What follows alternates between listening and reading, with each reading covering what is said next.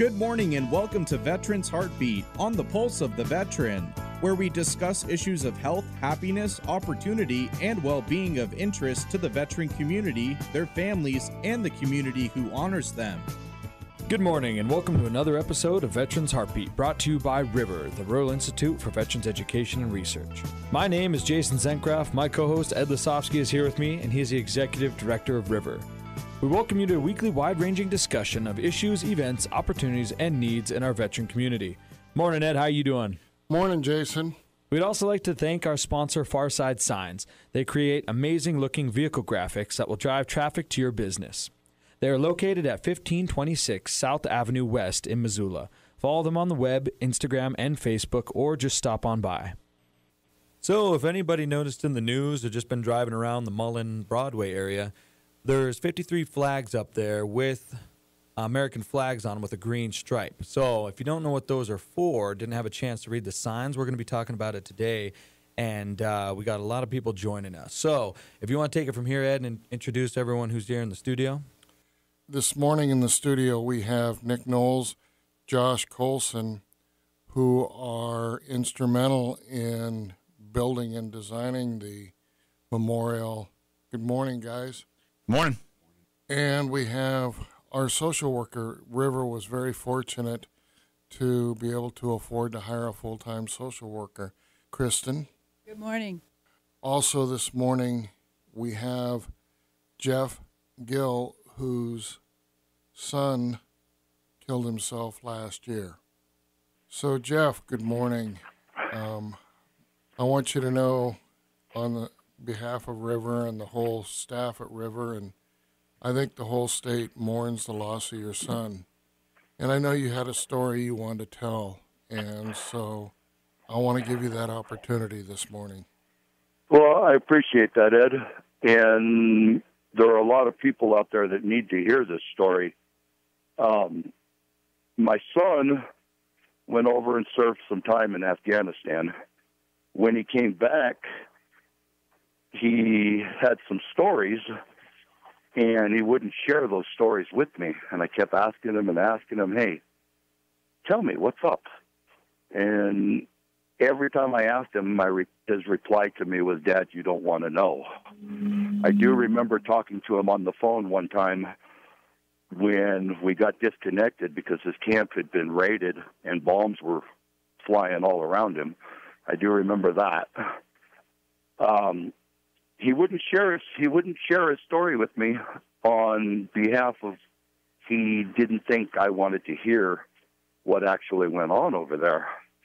When he did come back, he wasn't the same. He was kind of out, I want to say out there, just a little withdrawn, I guess you could say.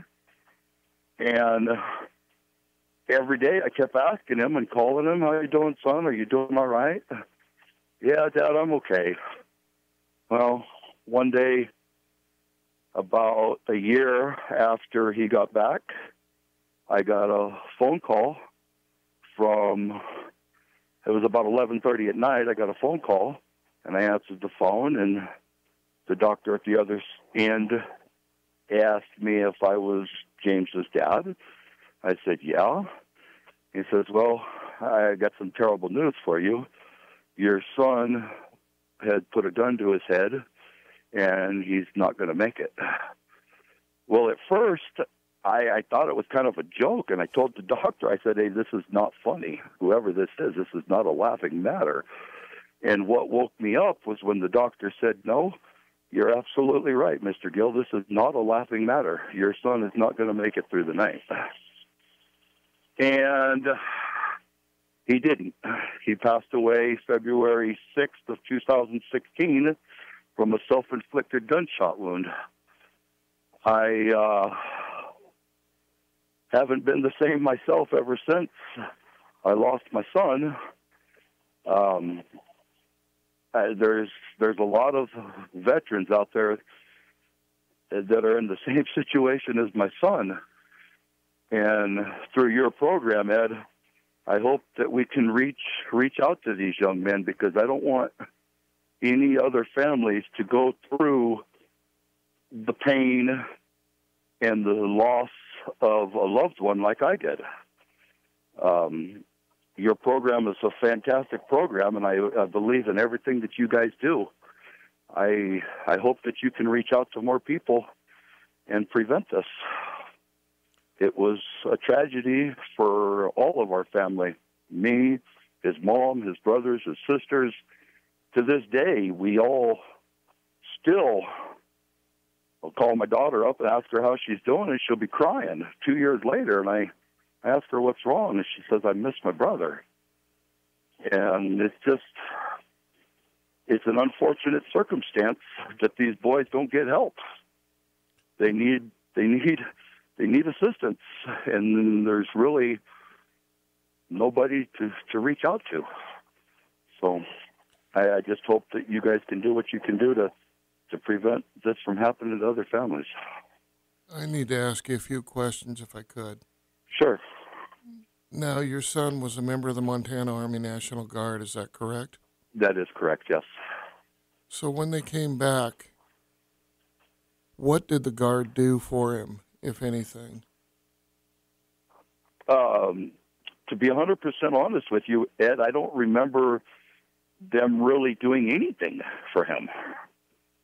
They didn't really step up and do anything until he passed away. And then when he passed away, they were, oh, we're so sorry. What can we do to help? Well, you could have helped me a long time ago and prevented my son from putting a gun to his head. You know, here at the Institute, we've worked with about 200 families like you. And we want to help you guys. I mean, there's nothing we can do to bring your son back, but what can we do as a community to help you? There's nothing that you guys can do to technically help me other than please reach out to other families or let other families know that you guys are available before a tragedy hits them like it did me. Now, in the studio, I have Nick Knowles and I have Josh Coleman, both combat veterans. And they were instrumental in the Flag Memorial. Do you want to talk to them for a minute? I would love to. They can both hear you. Josh, how are you? I'm doing good, Jeff. How are you? I'm doing fantastic, thank you. And I forgot the other gentleman's name. Nick. Nick, how are you today? Good, Jeff. How are you doing? I'm doing fine, Nick. Thank you. This is Jason, by the way. I know we spoke for a bit there at the memorial, and you were there, your daughter was there, and everyone came out. I was just hoping to ask, what did that memorial do for you, and what did that mean to you, and what do you think about our students who organized the event? The walks that you guys put on, the VSAP walks that you do every year, me and my family, we had shirts made in remembrance of my son, and we walk in those walks every year that you've had them. The minute I found out that you guys were having the Flag Memorial, I wasn't going to miss it. You guys, through this whole situation, have been fantastic to me and my family.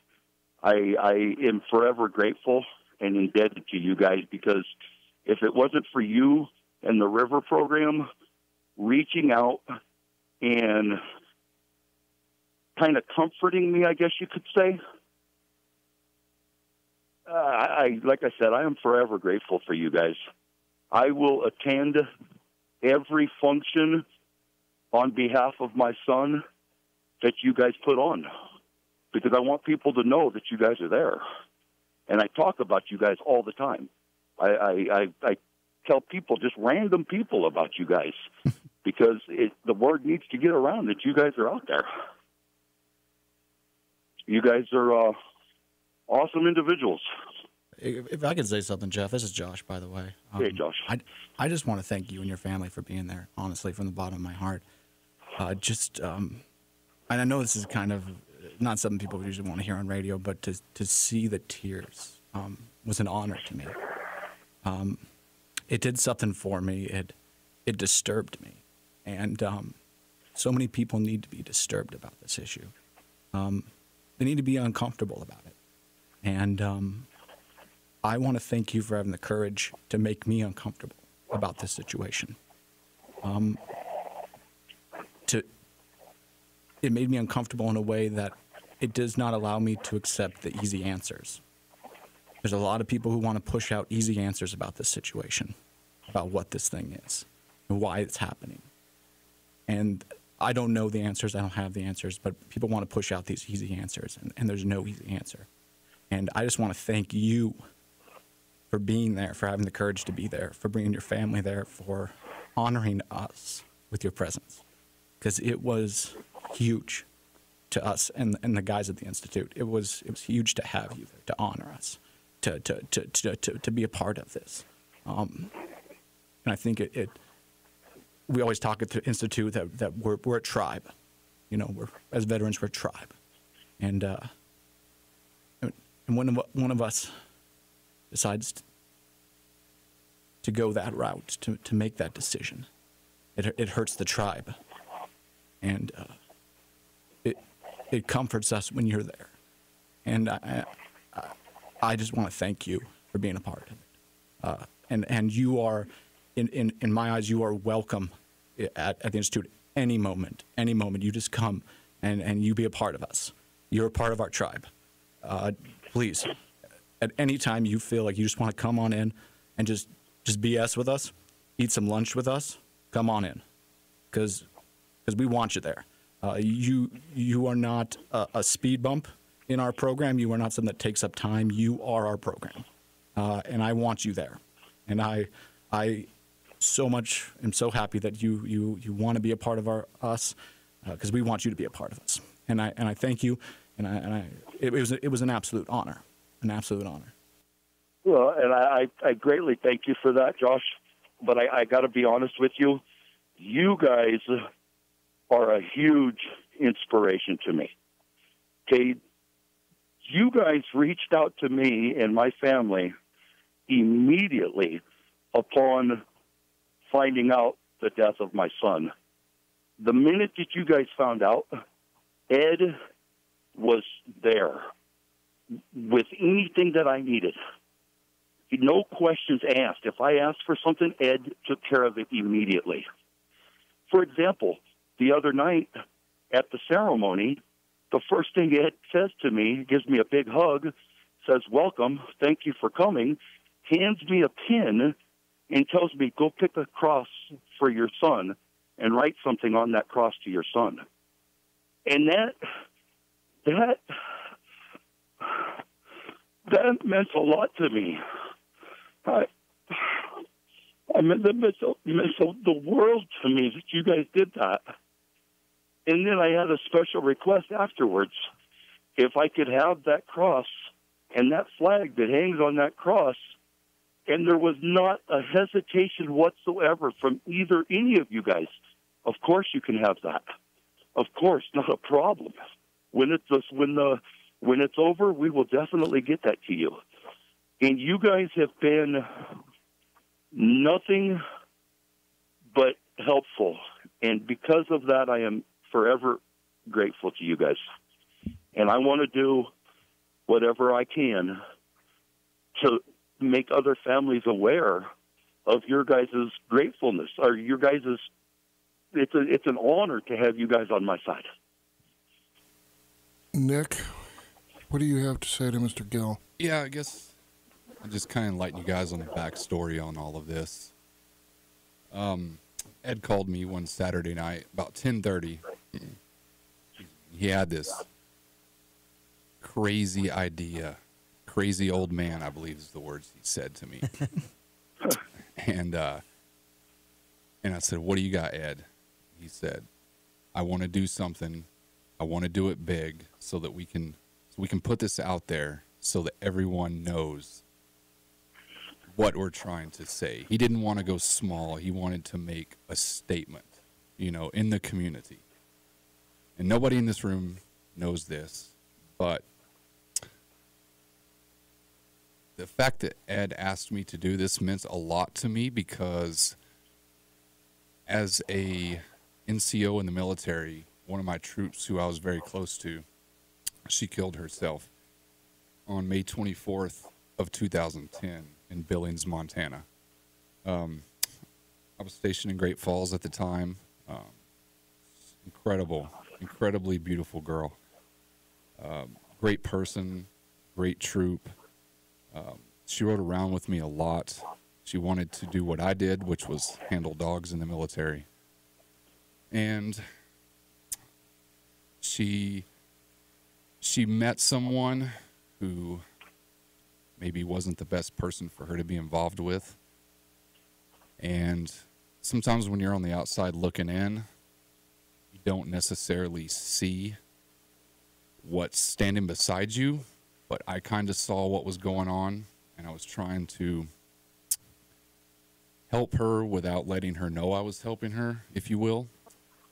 And so I got orders to Hawaii, PCS'd over there, and about 6 months later, like I said, on May 24th of 2010, my kennel master from here at Malmstrom called me.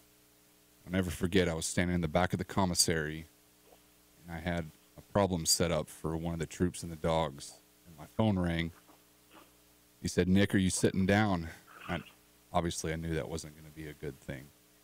And he told me that Sarah killed herself the night before in Billings. And it was so tragic because she had her whole life, bright future ahead of her. And I just want to throw this out there too for anybody listening. You can't always see what's going on in someone's life. A lot of times those signs aren't there. And in Sarah's case, they weren't there. She was the last person on this earth that I ever thought would do something like that. And it happened. So anybody out there, just keep an eye on those folks close to you, because sometimes it doesn't always manifest itself in the ways that typically show up. You know, the cries for help and subliminal cries for help, none of that was there ever in that situation. So it meant a lot to me.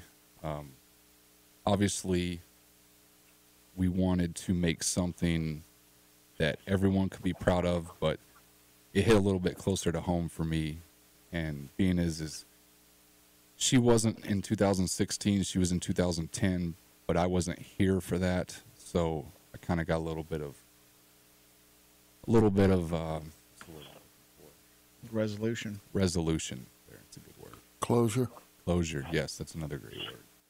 You know, it's ironic that you say there was really no signs on Sarah's behalf.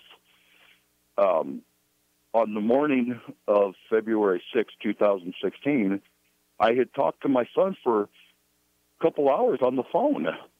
"How you doing, bud?" "Oh, I'm doing all right, Dad." "You need anything?" "No." "You need me to send you some money?" "No, I'm doing all right. I'll be." He was fine in my eyes from what I thought. He was doing all right. And then at 11:30 that night, I got a call that he'd put a gun to his head. I had no clue at all that that's where he was. It came as a total, utterly shock to me. Yeah, that's very unfortunate. Same thing, like I was saying earlier, the same exact thing happens. But that's where I think that River can really help a lot of people, because those folks that might be sitting around or not really doing anything with their life, they're just kind of holding all this that they have built up inside of them, if you will. River, it almost keeps them busy to where they don't have time to sit around and dwell on the past, if you will. There's always something going on. It's a great program. It really is. You know, I got to be honest with you. I hold two jobs, and the second job that I go to at night, which is a part-time job, there's a young man in there, 25, I want to say 26 years old, who is a veteran. And he was talking to me the other day, a couple of weeks ago, I guess, about he suffers from PTSD. And, you know, I got to be honest with you guys. At the ceremony, Ed gave me some cards. And I reached into my wallet and I told him, I said, you know, if you ever need somebody to talk to or you just feel alone or whatever, call these guys. And I gave him one of your cards. And I told him, these guys are a great group of individuals. Give these guys a call. And I gave him one of your cards. Well, I appreciate that. You know, Jeff, we're running out of time. What's the number one thing that you want to say to everybody out there?